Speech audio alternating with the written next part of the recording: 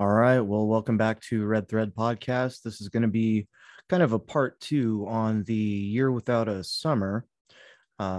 Started to go off in a different direction, kind of involving the War of 1812, Napoleon, and so on. But I wanted to kind of step back in and touch back on the craters throughout our realm. Um, some examples of what an explosion crater is going to look like. So there are some that were explosion caused lakes and craters. So we're going to take a look at a couple of those. One is a 2015 Tianjin explosion in China, and it looks pretty generic type of crater, kind of like we'd see everywhere. We've got some examples of World War II Germany, craters, just and these look a lot like when you go to Northern America and you look at all this tiny lakes. You have the land of a thousand lakes and so on. There's a ton of these little tiny circular lakes, and so these are just some examples. We've got some bombing in Laos, Vietnam, and they're all relatively uniform and circular, and these are just conventional bomb kind of craters. Okay. So some getting into some larger ones, we get down to Kazakhstan, Lake Chagan, okay, in Kazakhstan is created by the Chagan nuclear test fired January 15th, 1965. Okay, this was a 140 kiloton device buried 178 meters down or 584 feet deep. So when you have these at depth, you have a significantly larger crater. The crater is 400 meters across and 100 meters deep. So 100 meters deep being 330 feet. So that's interesting. But anyway, they refer to these as atomic lakes, and you'll see some demonstrations here in the Yucca Flat, Nevada area, and they're just like everywhere. And now this perspective, this point of view up here, looking at all these different circular lakes, looks very much like Minnesota, parts of Canada, parts of Siberia. I mean, this is happening all around, and it's usually near where we have vast swaths of desert. It's usually going to be in an area that the wildlife and the trees and such are very young, if they even exist at all. I mean, look at our deserts in Nevada and such, right? So a lot of people would say, hey, well, we didn't have nuclear devices, prior to World War II. And to be quite honest, that may very well be true. We may still not have nuclear devices. There may be another element to this that we're just not privy to. Like another energetic element, another means with which they're able to create these massive discharges of energy. Okay, so it could be something different. Now my theory is, when you look at the fall of Tartaria and you look at Napoleon, we've got Napoleon's comet. Seemed like it followed him and just laid waste to things throughout the period of time that he was conquesting over there in Russia, right? So comets, are they really falling bodies from space? And that's kind of one of the big questions. And if they are not falling bodies from space, how are they gaining enough kinetic energy to wreak the havoc that they are?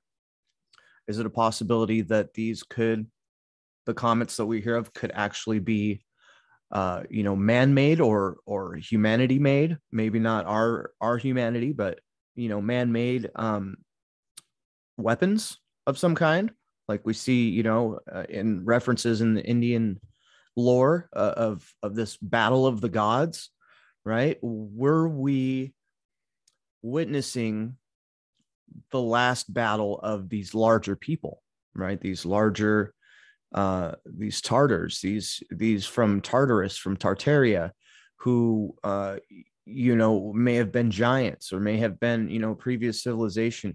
Ultimately, we're not going to find out exactly what happened because, of course, history is written by the victors. Okay, so whatever that means, The people that are pitching us all the stories now, these are the people that won the day. Okay. They achieved what they needed to roll out everything that we now know in this realm. All right. So now if you were to establish your empire and be rid of whatever the old one was, would you really want anybody to know about that old empire or the people that came before? Or would it just be, 100% easier to rewrite everything, start a new patent system, lump all the inventions in there under names of people that you've handpicked to be that guy, right? Um, like the Rothschilds, like the Rockefellers, and so on. So you've got these groups of people that are handpicked by whom, we'll just say the all-seeing eye, right? There's in that symbolism, there is something at the top of the pyramid that's watching everything, that's kind of dishing out the info. And some might look at it nowadays as like gray aliens, or the watchers, right? Like as something kind of above us and beyond us. Now it could very very well just be a different group of people, larger or not, a different group of people that have all of the information and are pulling the strings. But anyway, I was getting off on a tangent there. So you see that these craters here are very symmetrical. They're very round. Okay. We even have one called Sedan Crater in Nevada. And this is located in Nevada test site near Area 51. And this thing is 100 meters deep. So they're setting these things off underground, and this is what creates this massive kind of thing.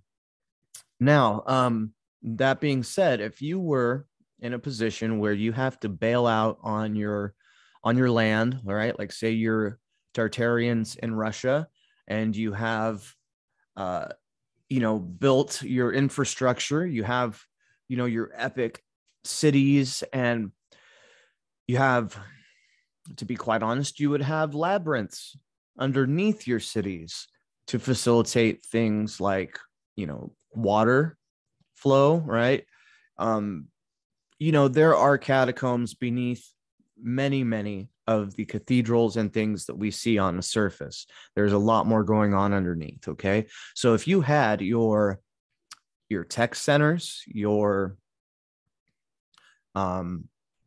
your infrastructure, your scientific infrastructure, you would most likely keep that underground, much like we do today. And if you had that technology, so on and so forth, being kept underground, and you were being taken over, you were being overthrown, you're being usurped, what are you going to do? You're going to destroy that stuff. You're not going to let the next people coming in, that are going to come and raise your entire cities or your entire land. You're not going to hand them this technology. Okay. And so that's what I think happened. I think that they, especially in the case of 1812, Russia, 1812 to 1816. And, I think that may very well have been the thing. Now, another interesting thing that I was taking a look at is when you see all these, comets, the Great Comet of 1811, the Six-Tailed Comet of 1644. I mean, we're talking several hundred years of comets coming down in on the regular. Okay. And I mean, starting all the way back 1401, you know what I mean, is in Germany. Okay. So we have, and with these comets always comes decimation, plague. I mean, you name it, but they were so regularly were they seeing comets every 15 years, 10 years, 100 years. So this is just what we have the information on, right? There's one in 1744 called Flowers of the Sky. I mean, I don't know about you, but to me, this looks like something, exploding to me, right? That doesn't look like it's in the sky. It looks like these are coming from the ground. So looks very similar to, an explosion, right? So And then as you come through here and you see the great meteor of 1868, I mean, these things were going off nonstop throughout this warring period, right? Throughout the time where the Civil War is happening, the War of 1812, we've got the Revolutionary War. I mean, dude, just war, war, war. Okay. So if you are in a position to have and be using technology to inflict damage upon your adversary, you're going to use it in a time of war. And this is all obviously a vast swath of warring time here. Okay. So this is 1875, Bullied over Athens. I mean, we've got them nonstop everywhere. And it gets pretty interesting because you start to look, and if you're, into flat Earth or the heliocentrical lie and all these other things, you're going to understand how interesting these rockets look once they hit a certain altitude. They look eerily similar to comets. And, it's very easy to say, oh, well, that can't possibly be. But I mean, look at this. This is the Atlas V rocket, outside of Florida after it goes up and it hits altitude. And then you have this very comet-esque appearance here, right? Now, if you were an average layman 200, 300 years ago and you knew nothing of war and you knew nothing of what was going on as far as conflict in the world, and you looked up at the sky and you saw this, what would you think? Personally, I would think comet, right? And so the explanation we're given for a lot of these craters are, oh, this was 50,000 years ago. This was millions of years ago, right? And so we're given this explanation, and it's always pushed way back in time, way back in time. That way, it's irrelevant to us. And, that's a very functional way to get people to ignore things. When you say, no, that happened 50,000 years ago, that happened a million years ago, people just tend to be okay with it. I mean, humanity as a whole are very, very trusting people for the most part, right? Until we learn that we've been lied to over and over again. Then you start looking into things. Then, massive forums like Stolen History pop up, and we all start to put our pieces in together and try to learn what exactly was going on. Okay. So an interesting circular lake is called Kingsley Lake, and this is in Florida. Okay. This is it's a 2,000-acre lake. Okay, it's massive, and it has a sandy bottom, the deepest part being about 100 feet down. So circular, pilots call it the Silver Dollar Lake. Now, looking at the not just the size of this circle, but just the symmetry of this circle, they would have us believe that, a meteor came in at an off angle. So a meteor is never going to drop in straight down. Okay. It's going to drop in at an angle. How would you wind up with this circular, perfect circle? Okay. And that's just one. We've got some in Cambodia, right? And this one is supposedly a 4,000-year-old volcanic crater. Okay.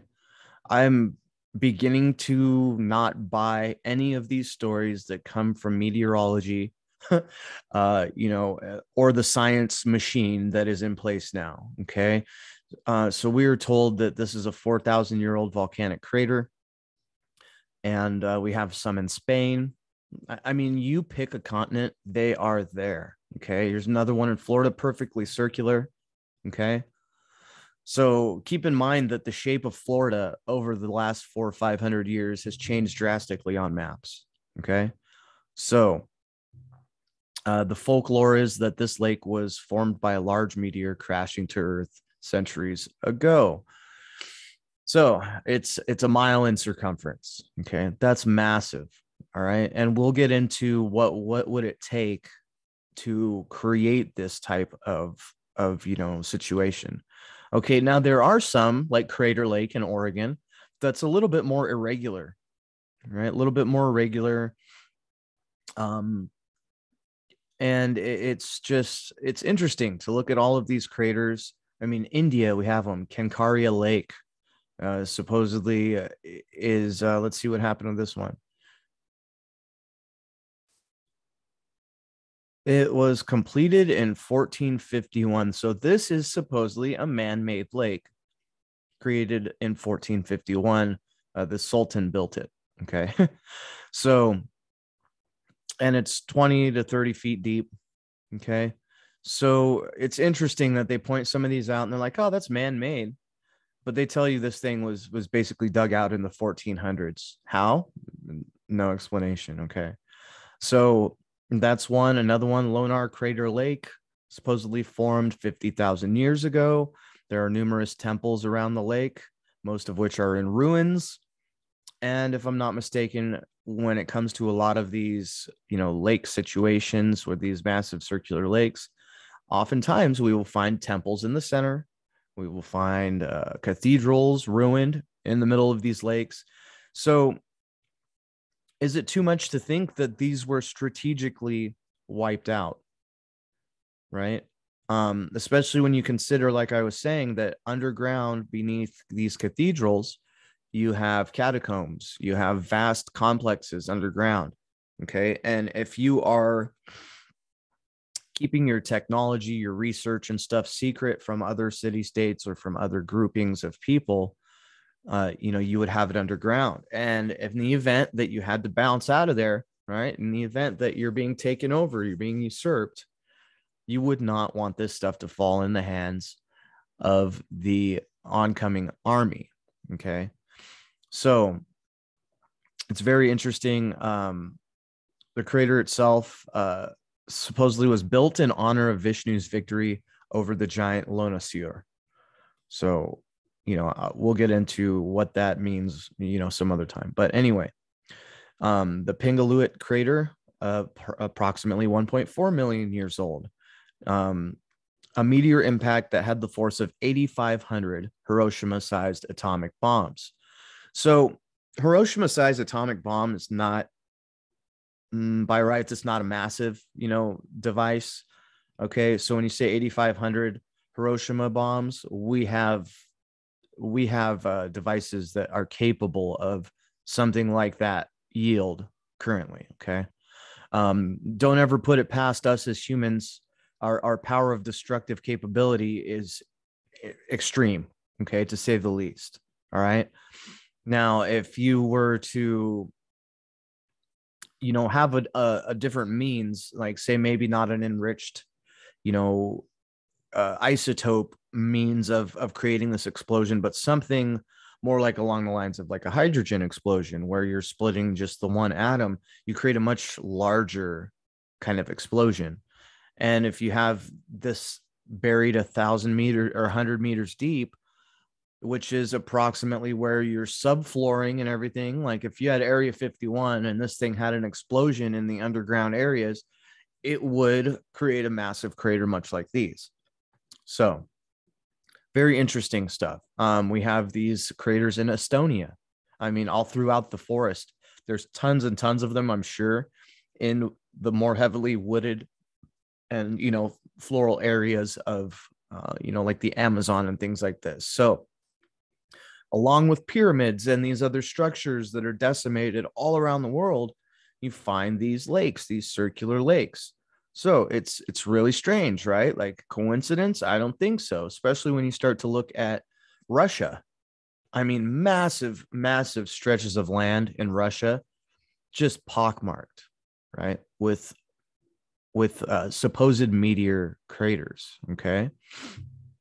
And I mean, it's just insane. And this is across North America also.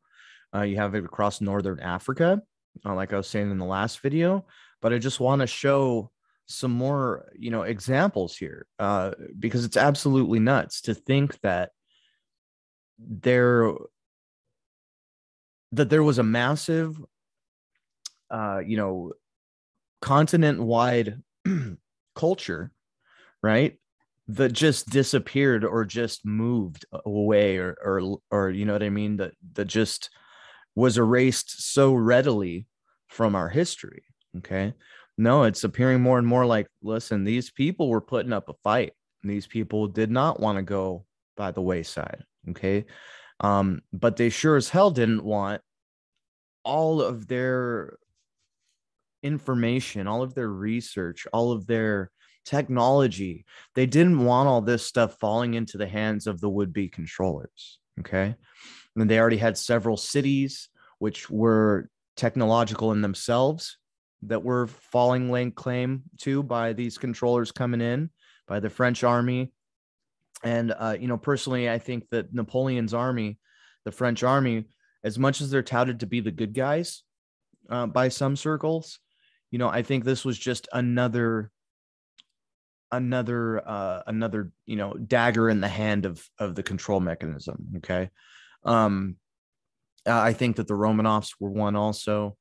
The French were one, the Spanish, right, the Portuguese. You had all of these different points of the same, teeth of the same shark, right? So if you were backing out and you were like in Tartaria and you had this essentially worldwide, machine of industry, of culture, of humanity, right? You're not going to give it up lightly. And I think that that's why we see this warring period going back to the 1400s. What exactly happened to change the paradigm back then, I'm not 100% sure, but it was right about that time that we start having instances of comets happening all the time. And again, with comets resembling so closely rockets grazing, the barrier above, who's to say that these astrological phenomenon were not produced by a peoples, and did not have something to do with technology or with destruction. Okay, so you see this, and I mean these getting to larger and larger kind of craters, much like the one off the Yucatan Peninsula that we're told finished the dinosaurs off. This is like a massive, 1,000-mile wide crater, something to that effect. We also have some one in Hudson Bay. Okay. Let's see. Hudson Bay was not on all of these older maps, and neither were the Great Lakes for that matter. So, a lot of lakes were not included in any old cartography. All right. So it's very interesting. Now it's called the Great Hudson Arc.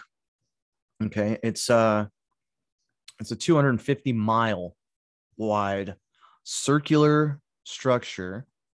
Okay. That's in the Hudson Bay, and it's very regularly circular. Okay. Here's a photo of that for you guys.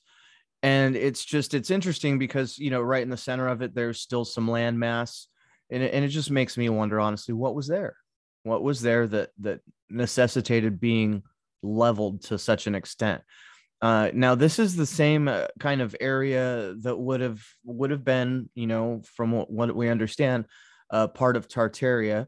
Um, and that's simply because Tartaria was basically the largest land owner, or the largest empire, where they had so much land through the Californias, through North America, through Siberia, Russia, down to China. um you know uh this was the major power that the British and the Russians, as we know them now, and the Spanish were competing against for control of the realm. Okay. So now, whether they're responsible for all of the structures in the world that we're, questioning and things like that, remains yet to be seen. But there's definitely proof of this Tartarian kind of influence, at a minimum, through Alaska and down to California. Okay, which makes sense considering that at one point there was, a land bridge there, that we also probably had flying machines and so on. So, and a lot of the stuff that I'm presenting, you have to look at it like, simply put, uh, as though history is written by the victors. So you're not going to get the whole story. And to believe that you are being handed anything but a story is, I don't know, it's an interesting place to be mentally. Okay. So, but looking at others' research, and fortunately enough, there's a large community out here that is doing tons of work to compile this and put them all this research into one place. I've told you where you can go and find a lot of these threads, and it's interesting this is a forum that I'm using research off of, because this is Red Thread Podcast. So we'll tie some of these threads together and we'll see what we can come up with here. So the Great Hudson Arc, 250-mile diameter thing. Now, here's a map of Earth impact sites, which are confirmed, right? This is a NASA topographic map, right? So, just using it for reference of confirmed with shock or chemical evidence of explosions or of impacts. Okay. And these things are everywhere, like I was saying, especially in the northern hemisphere. Okay. And that's why when I was talking about the year without a summer, 1816, now if you had this massive devastation happening right around 1811 and 1812, when it came to Napoleon going into Russia, and you had the Tartars are realizing that they've lost and are just burning everything down and destroying everything as they leave. Okay, that's a possibility. Okay, now, did they have massive weapons which could kick up enough particulates to blot out the sun for 3 years? Possibly. And when you look at all of these quote unquote impact sites in the northern hemisphere, northern Siberia, all the way across the Bering Strait, we have a couple in Alaska, all the way down through the Southwest in America, all around where Chicago and the Great Lakes are. And these are verified. Now there's a 100 to 300 kilometer diameter one right in the we'll call it in the Northeast, just east of the Great Lakes. Okay. Massive impact crater, right? Again, one off the coast of the Yucatan here. So are we seeing physical evidence of the Mahabharata level conflict, where grand war was raged on the Earth population? Possibly. Okay. Or was it just to keep these people, these maniacs that are running things now, from gaining control? Has this been a long, drug out battle of good versus evil, if you want to look at it that way, but of sovereignty versus slavery, right? I think that you could look at it like that you could look at these wars, these revolutionary wars, these battles against slavery and all of this stuff. We're obviously in a slave state now. Okay. It's pretty straightforward and understood that we are slaves to the system. Okay. Now, a lot of people say, well, that just we must have been, slaves to giants or something before this. Who knows, right? But there is a lot of evidence suggesting that sometime in the 15th, 16th, and 17th century, that this war may have been taking place. Okay. And this is why, I was finding it very difficult to gain traction on research looking through mainstream sources, looking at Wikipedia, looking at different histories for different areas based on the mainstream. I always wound up at the year 1450 with nothing really tangible or credible before that. Okay. So that being said, this war could have taken place or started about 400 years ago. Okay. So the Vedas, the Brahmastras mentioned in the epics and Vedas as a weapon of last resort that was never to be used in combat. So these massive explosives, okay, may not have been what they were using early on. Okay. They may have just been using some conventional things or some energy, methods to lay waste to things.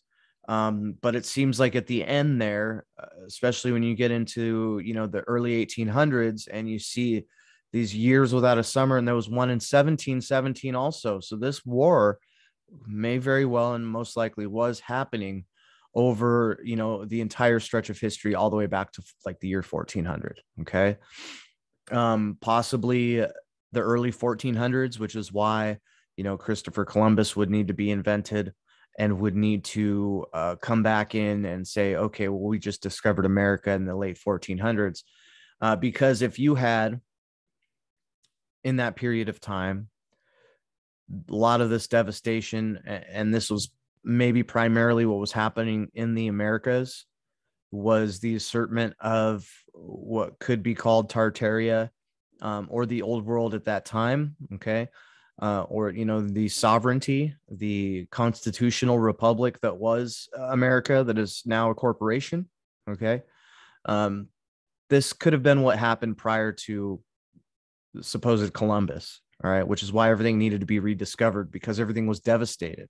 We see evidence of rediscovery of vast, areas of continents happening right about that time, and all the way forward through to like the 17 and 1800s. Especially the Americas. The Americas, a little bit further back, right around 1490, like we're saying with Columbus, all of America had to be rediscovered, right? Especially, getting west of the Mississippi. That was all, terra incognita.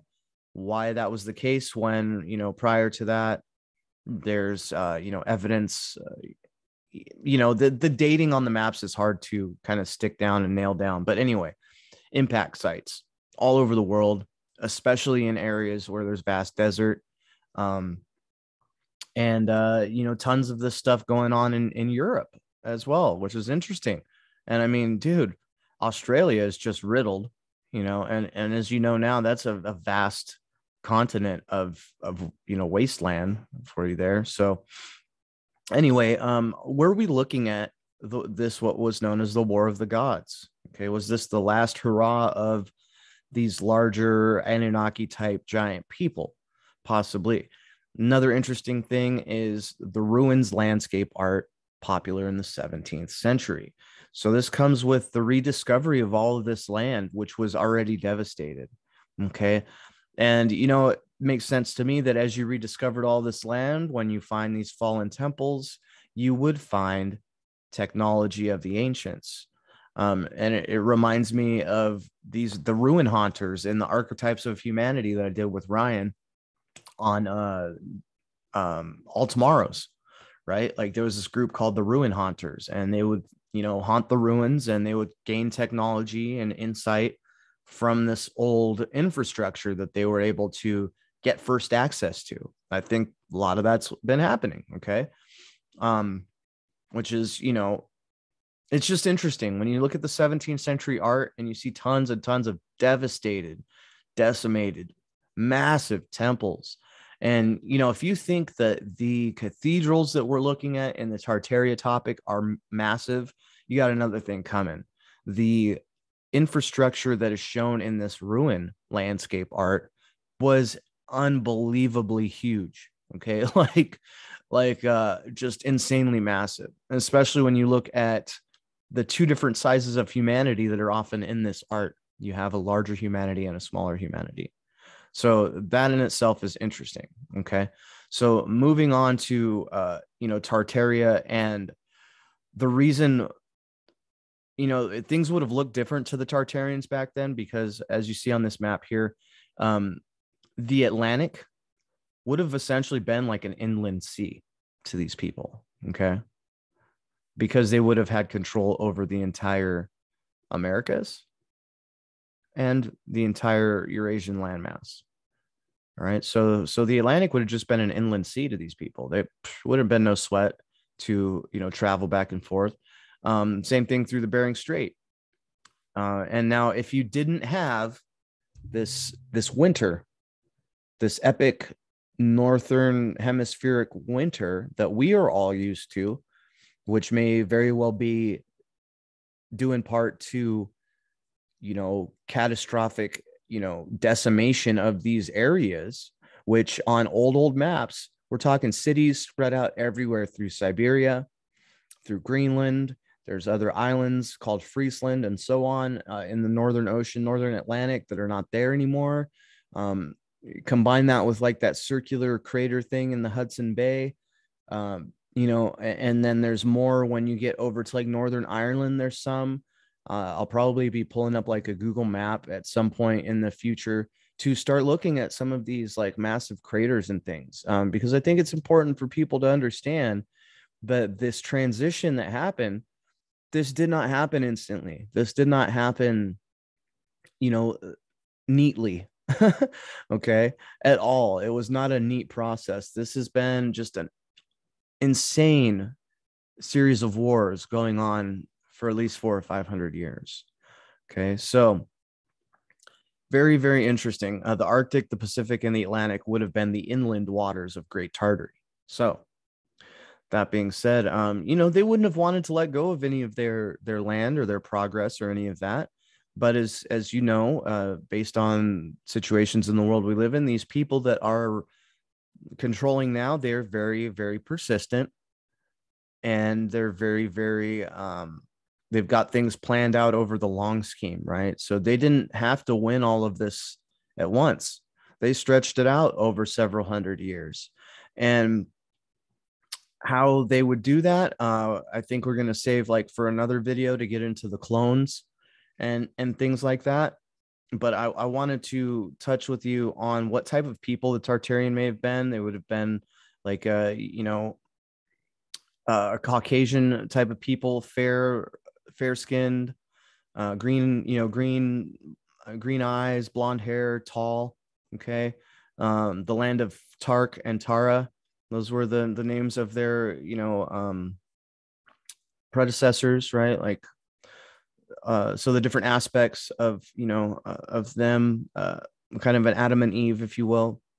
So, and when you have war waged against you, and you start to realize that, listen, these people aren't going to stop until we are gone, you're going to pull out all the stops, especially when it comes to, Napoleon's on your doorstep, right? And, your last stand is all but shot. Your capital of Siberia or of Russia. I mean, Napoleon's right there on your doorstep. So what are you going to do? Well, you might opt to either save as many people as you can or retreat. But in the middle of winter, how would you even go about that? Or maybe you're put into a position, where you just say, hey, you know what? Fuck it. We're going out with a blaze of fury, right? And that will lead you to a situation like we see some suggestions for in the War of 1812. And again, here's some photos of some thermonuclear explosions. At least that's what we're told they are. Could they be other energetic type events? Possibly.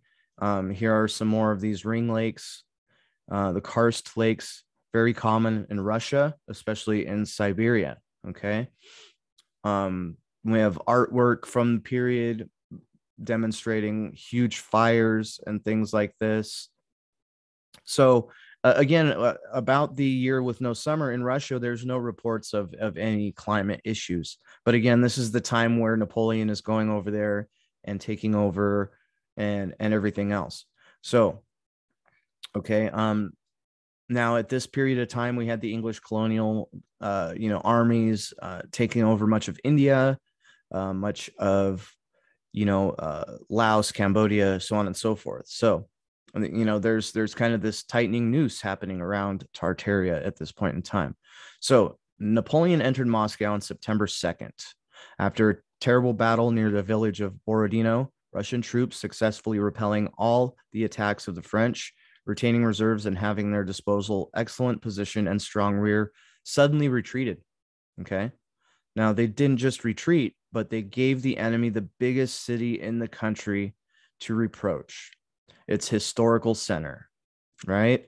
So not only are they retreating, they're bailing out on their most treasured asset, their, Moscow, right? So the Emperor Alexander I proclaimed Moscow the head of other Russian cities. All right. Now, as soon as Napoleon crossed the border, so that he was not mistaken with the direction of the main attack, probably, he turns and looks out, basically turns and looks out and looks out and sees, he sees his army coming on and everything. And it's just dead quiet. It's dead quiet. And he's like, what the heck's going on here? Right. So he kind of stays outside of Moscow a little bit and just basically sends his army in, right? Um, what's interesting is this Russian, we had supposedly a battle going on between Napoleon and the Russians also, which is interesting. I'm not 100% on that. I think it was kind of a dual-edged thing against the Tartarians at this point. But anyway, they all retreat out of Moscow, right? And 30,000 are wounded. A huge number of weapons are thrown. So why did Napoleon, as he's coming into Moscow, sit up on top of Polonyaya Hill and wait for what? What is he waiting for? He doesn't want to enter Moscow, but why? He knew it was empty. He knew no one was going to try to battle him in the streets. Despite the old Russian habit of fighting for every house. See, and this is where it gets confusing when you start looking at, was he taking over Moscow from the Russians who had just taken it from the Tartars? Or was there something else going on here? Was there a group of Russians that were still embedded with the Tartarian kind of hierarchy, right? So it's hard to say, especially with the several hundred years of war going on in this world, right? So Russians have a habit of fighting for every house, right? As it was in Smolensk and many other places. So maybe he smelled a trap. But anyway, something told him that, these experienced commanders like Kutuzov, whom he knew from previous wars, do not hand over their historical centers of their homeland. Okay. Especially with well fortified positions secured with strong rears and also reserves. However, he had nowhere to go. It's winter. So he had to go to Moscow. Now, at least in a minimum, to have something to barter with. Okay. So by this time, Napoleon had already lost his numerical advantage. Most importantly, his confidence. Okay. Of all my battles, the worst is the one I gave near Moscow, is something that he said after the battle. Now, the interesting thing, and the plot gets ever thicker here. So, he was unaware that no one was going to enter negotiations with him.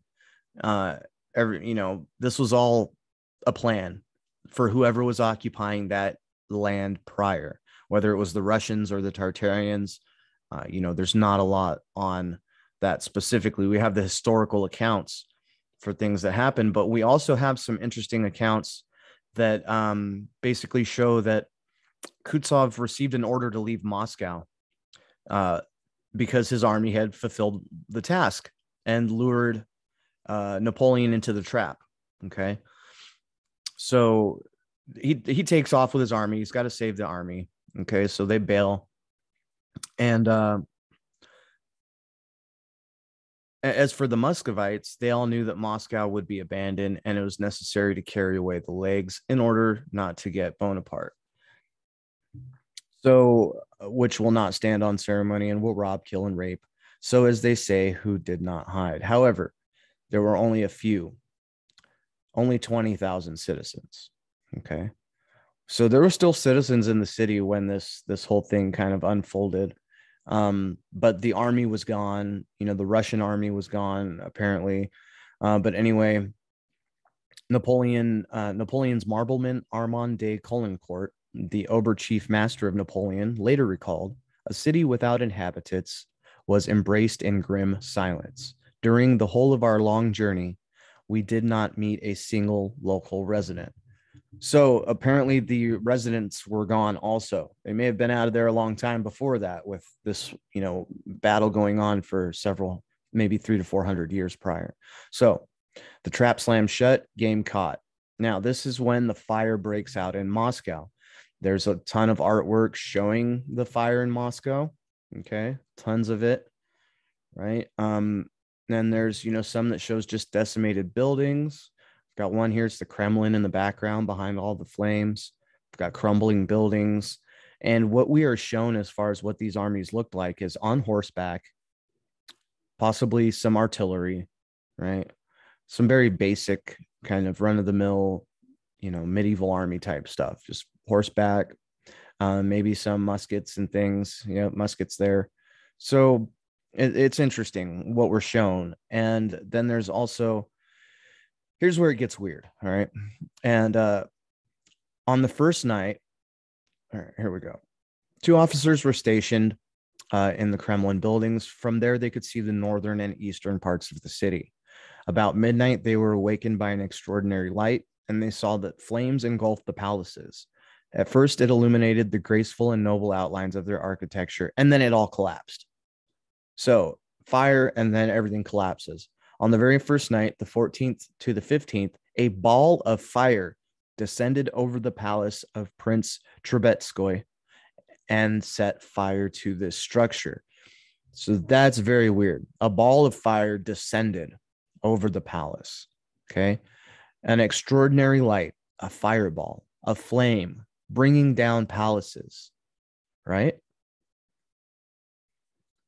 Not mud wattle and daub huts, but high rise buildings, bringing them down, not igniting, but illuminating at first, and then crushing. As for the ball, there are no comments at all. So, guessing for ourselves, looking at other historical documentation, namely atomic testing. What do we have here? There's a nuclear test newsreel showing exactly this, a fireball. Now, after this fireball kind of sets in here, what do we have? We have a crushing, a massive shockwave that will just decimate anything in the area, right? So the city center of Moscow was the hardest hit, okay? Despite the fact that it was built up exclusively with stone and brick buildings, even from the Kremlin, almost nothing was left. Although from the surrounding buildings, it was separated by wide areas and moats, such, for example, Alizov Ditch, 34 meters in width and 13 in depth, which passed from the Arsenal Tower to Beklemishevskaya. This huge moat, after the fire, was completely overwhelmed with debris. After that, leveling it became easier than clearing it. All right. So this is why you have all of these channels and moats and things just being filled in after. Okay. Being turned into what we know as roads now. Vast majority of citadels and city states and city centers had, walkways alongside of canals. Okay. Very much like Venice, Italy today. And so on. So there more, more on that another time.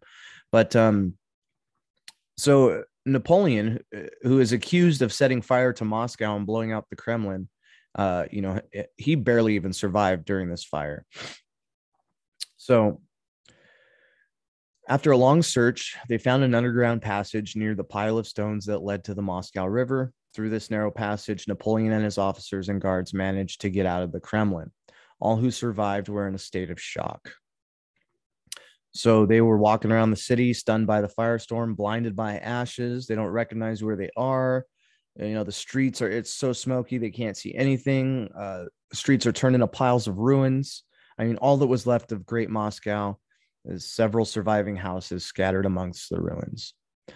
This battered and burned colossus, like a corpse, produced a heavy smell, heaps of ash, and in some places, the ruins of the walls and fragments of rafters that came across alone indicated that there had once been streets here. On the outskirts came across Russian men and women covered with burnt clothes. Like ghosts, they wandered among the ruins. Only 1/3 of the French army, like Moscow, survived. So, following the fire, the disease began. You have people with open wounds, things like this. Now, here's the thing. If you have the capability to cause this devastation, like insane devastation, possibly, a nuclear level event, right? And here's the thing. You can create a massive explosion with conventional means, okay? We're talking massive, right? Very, very similarly, it's called a fuel air explosion. detonated in the sky, it will create incredible shock waves, so on and so forth. There's a lot more to that. If you're interested in looking into that, look up. It's called the SAR. TSAR is the name of the device. Okay, so another interesting thing, more than 80,000 people died. So for reference, during the atomic explosion in Hiroshima, 70,000 people died. In Nagasaki, 60. Okay, so this may have been of a very similar kind of magnitude. All right, of the 9,158 buildings, 6,532 were destroyed. So very reminiscent of the end of World War II. Okay. Now, another interesting fact on this is that a number of years later, not very many years later, Napoleon falls victim to sickness. Okay. And we're going to get to that here in a second. But I want to show something that demonstrates this is the radiation background map of Moscow. Okay. And here in the city center, with a torch shining south, we have the highest radiation level. And then some miles down off to the side, we have another pocket. Okay. So interesting that there is a map of radiation background in Moscow that demonstrates that this happened, that there was a radioactive event of some kind in this area relatively recently. Okay. So very interesting that that's the case. Now, the French believe that the Muscovites did it, which would be the Russians, and they even shot 4 arsonists so that others were discouraged. How you're going to have an arsonist that's going to create this radiation background is beyond me. Okay.